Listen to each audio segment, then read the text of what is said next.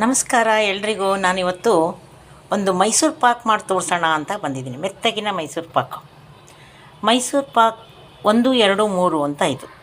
ಏನಪ್ಪ ಅಂತಂದರೆ, 1 ಲೋಟ ಕಡಲೆ ಹಿಟ್ಟನ್ನು ತಗೊಂಡ್ರೆ ಇದೇ ಅಳತೆಯಲ್ಲಿ ನಾವು 2 ಲೋಟ ಸಕ್ಕರೆ, 3 ಲೋಟ ಎಣ್ಣೆ ಅಥವಾ ತುಪ್ಪ. ನಾನಿವತ್ತು ಈ ಲೋಟದಲ್ಲಿನೇ 2 ಲೋಟ ಎಣ್ಣೆ ಹಾಗೂ 1 ಲೋಟ ತುಪ್ಪವನ್ನು ತೊಗೊಂಡಿದ್ದೀನಿ. ಇದರಲ್ಲಿ ಹಾಕ್ಕೊಂಡಿದ್ದೀನಿ. ಇದನ್ನು ನಾವು ಕಾಸ್ಕೊಳ್ಬೇಕು.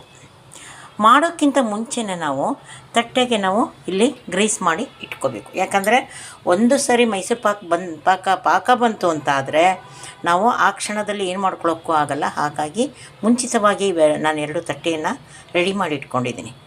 ಈಗ ಈ ಸಕ್ಕರೆ ಪಾಕವನ್ನು ಮಾಡಲಿಕ್ಕೆ ನಾನು ಇಲ್ಲಿ ಅರ್ಧ ಲೋಟ ನೀರಿಟ್ಕೊಂಡಿದ್ದೀನಿ. ನೋಡಿ, ಇದನ್ನು ನಾನು ಇದಕ್ಕೆ ಸೇರಿಸ್ತಾ ಇದ್ದೀನಿ. ಕಾಣಿಸ್ತಾ ಇದೆಯಾ? ಎಸ್. ಇದನ್ನು ನಿಧಾನವಾಗಿ ನಾವು ಸಣ್ಣ ಉರಿಯಲ್ಲಿ ಒಲೆಯ ಮೇಲೆ ಇಟ್ಟು ಬಿಸಿ ಮಾಡ್ಕೊಳ್ಳೋಣ.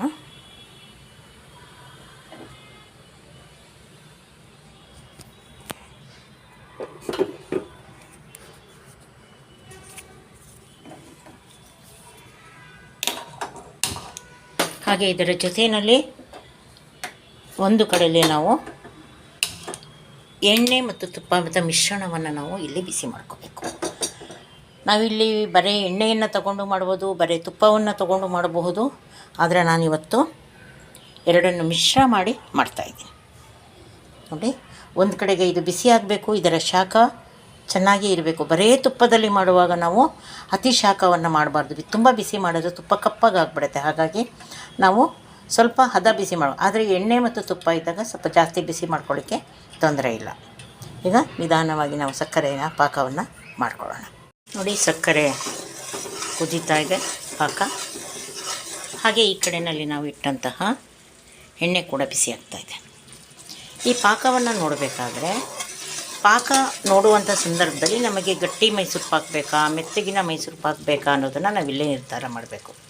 ನಮಗೆ ಮೆತ್ತಗಿನ ಮೈಸೂರು ಪಾಕ್ ಬೇಕು ಅಂದಾಗ ನಮಗೆ ಪಾಕ ಒಂದೆಳೆಗಿಂತನೂ ಒಂದು ಸ್ವಲ್ಪ ಕಡಿಮೆ ಇದ್ರೂ ಚೆನ್ನಾಗಿರುತ್ತೆ. ಹಾಗಾಗಿ ಈಗ ನಾವು ಪಾಕವನ್ನು ಚೆಕ್ ಮಾಡಿಕೊಳ್ಳುವಂಥ ಒಂದು ಸಮಯ. ಈಗ ನೋಡಿ, ಇದನ್ನು ಹೀಗೆ ಮಾಡಿದ್ರೆ ನಮಗೆ ಒಂದೆಳೆ ಪಾಕ ಪೂರ್ತಿ ಬಂದಿಲ್ಲ, ಆದರೆ ಬರೋ ಸ್ಟೇಜಲ್ಲಿದೆ. ಈ ಹಂತದಲ್ಲಿ ನಾನು ಕಡಲೆ ಹಿಟ್ಟನ್ನು ಹಾಕ್ಕೊಳ್ತಾ ಇದ್ದೀನಿ. ನಾನು ಅರ್ಧ ಕಡಲೆ ಹಿಟ್ಟನ್ನು ಮಾತ್ರ ಹಾಕ್ಕೊಂಡಿದ್ದೀನಿ, ಇನ್ನೂ ಪೂರ್ತಿ ಹಾಕ್ಕೊಂಡಿಲ್ಲ. ಈ ಕಡಲೆ ಹಿಟ್ಟಿನ ಒಂದು ಗಂಟನ್ನು ಹೊಡಿಬೇಕು ಅಂದರೆ ಈ ಬಿಸಿ ಎಣ್ಣೆ ಬೇಕಾಗುತ್ತೆ. ಈ ಸಂದರ್ಭದಲ್ಲಿ ನಾನು ಈ ಬಿಸಿ ಎಣ್ಣೆಯನ್ನು ಹಾಕ್ಕೊಳ್ತೀನಿ.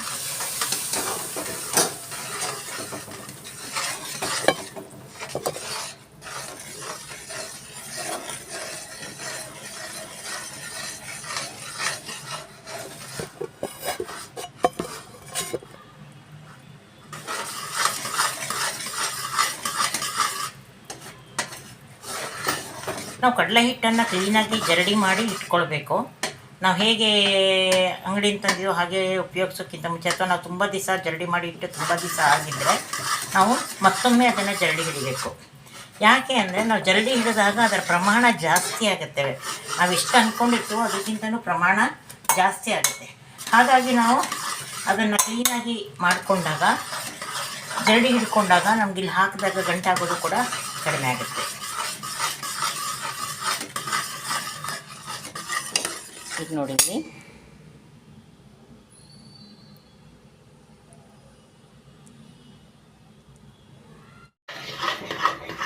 ಈಗ ನಮಗಿಲ್ಲಿ ಗಂಟು ಕಾಣಿಸ್ತಾ ಇದೆ ಅಲ್ವಾ? ಈ ಗಂಟುಗಳು ಹೊಡಿತಾ ಹೋಗುತ್ತೆ.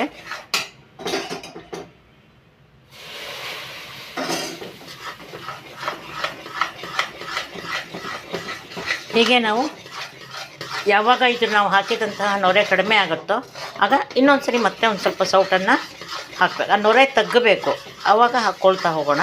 ಹಾಗೆ ಮಾಡ್ತಾ ಮಾಡ್ತಾ ನಾವು ಹಾಕಿದಂಥ ಹಿಟ್ಟಿನ ಒಂದು ಗಂಟುಗಳೆಲ್ಲ ಒಡ್ಕೊಳ್ತಾ ಹೋಗುತ್ತೆ. ನಾವು ತಗೊಂಡಂತಹ ಎಣ್ಣೆ ಹೆಚ್ಚು ಕಮ್ಮಿ ಖಾಲಿ ಆಗೋವರೆಗೂ ಈ ರೀತಿಯಾಗಿ ನಾವು ಮುಂದುವರಿಸ್ತಾ ಹೋಗೋಣ. ಈ ರೀತಿಯಲ್ಲಿ ನಾವು ಕೈ ಬಿಡದೆ ಮಾಡ್ತಾ ಇದ್ದರೆ ನಮಗೀಗ ಮೈಸೂರು ಪಾಕು ಬರೋ ಹಂತದಲ್ಲಿ ಬರ್ತಾ ಇದೆ. ಈಗ ನಾವು ಇಟ್ಕೊಂಡಂತಹ ಎಣ್ಣೆ ಇಷ್ಟು ಇದೆ. ಇದರಲ್ಲಿ ಮತ್ತೆ ನಾವು ಸ್ವಲ್ಪ ಸ್ವಲ್ಪವನ್ನು ಹಾಕ್ಕೊಳ್ಳೋಣ. ಮೈಸೂರು ಪಾಕು ಜಾಸ್ತಿ ಆಗೋದೇ ನಾವು ಹಾಕೋ ಎಣ್ಣೆಗಳಿಂದ. ಹಾಗಾಗಿ ತುಪ್ಪ ಹೆಚ್ಚು ಕಮ್ಮಿ 3 ಪಟ್ಟಿದ್ದರೆ ಹಿಟ್ಟು ಒಂದೇ ಪಟ್ಟಿರುತ್ತೆ. ಕಾಣಿಸ್ತಾ ಇದೆಯಾ? ಈಗ ಬರ್ತಾ ಇದೆ. ಮೈಸೂರು ಪಾಕ್ ಎಲ್ಲಿ ಹುಟ್ಟಿದ್ದು ಗೊತ್ತಾ?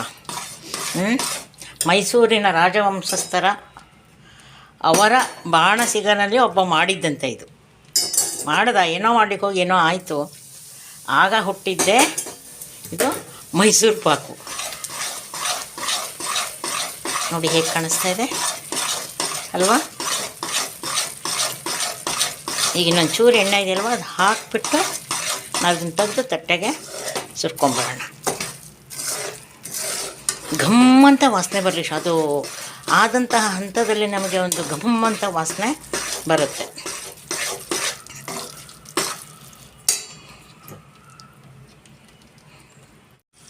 ನೋಡಿ ಈಗ ಇದು ಈ ರೀತಿಯಲ್ಲಿ ಆಗಿದೆ. ಇದನ್ನು ನಾನೀಗ ಬಟ್ಲಿಗೆ ಹಾಕ್ಕೊಡ್ತೀನಿ.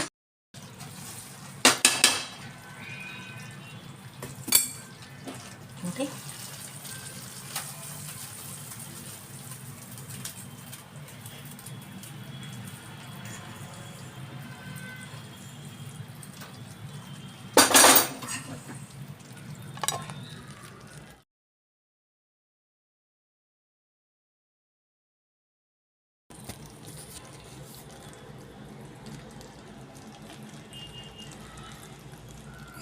ನೋಡಿ ತಟ್ಟೆಗೆ ಹಾಕಿ